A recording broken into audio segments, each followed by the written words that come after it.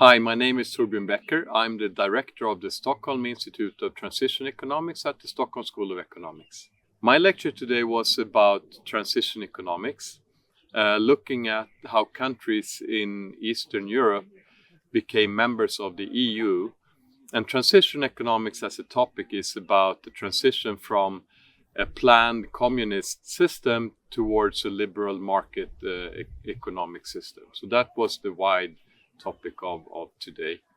And of course, transition economics focus a lot on institutions, because one of the big things with the transition was how these countries would transform their democratic institutions, rule of law institutions, how markets work, how property rights work.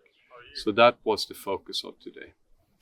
And of course, this was transition economics, but transition in this region was so much more than just basically looking at income levels and how the economy works, because it's so intrinsically linked also to all of these other institutions that determine so many different aspects of how people live their lives in these countries. And if we compare some of the transition countries that became members of the European Union with the ones that did not, we see these big differences in both things like life expectancy or child mortality, but also all of the important institutions that I mentioned. So rule of law, political rights, freedom of the press, all of these things that will affect how people can live their daily lives.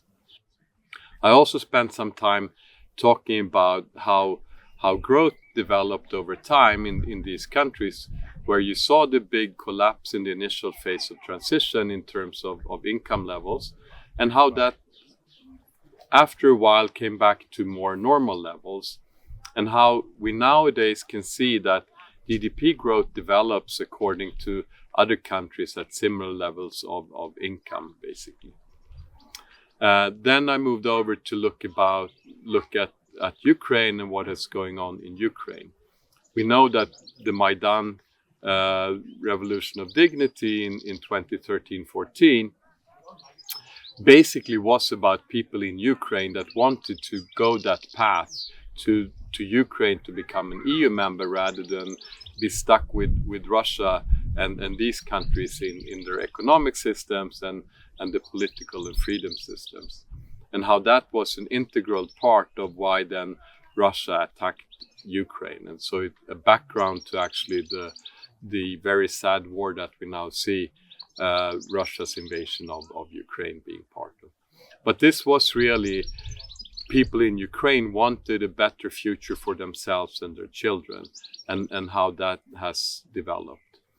And just to finish off, I also discussed how the support that we are providing to Ukraine and the sanctions that we're putting on Russia, how this is linked to the political economy of countries in the West, what kind of ties they have had historically to Russia in terms of trade and other arrangements. So that was basically the lecture of today.